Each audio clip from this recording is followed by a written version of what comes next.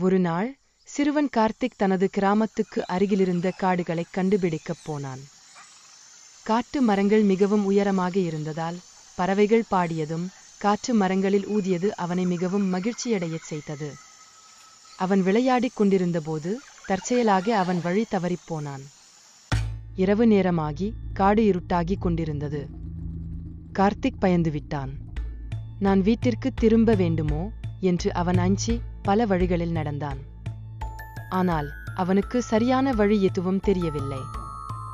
ஒரு சிறிய குகையைக் கண்டவுடன் கார்த்திக் அங்கே தங்க முடிவு செய்தான்.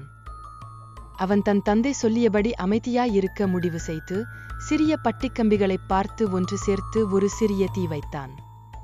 அந்த ஒளி அவனுக்கு சிறிய நம்பிக்கை கொடுத்தது. அடுத்த காலை கார்த்திக் தன் பெயர் கூப்பிடப்படும் குரலைக் கேட்டான்.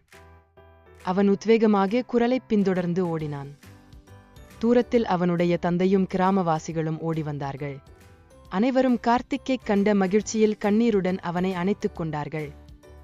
அவன் இப்போது காடுகளுக்கு செல்வதற்கு முன்பு எப்போதும் நன்கு திட்டமிடுவான்.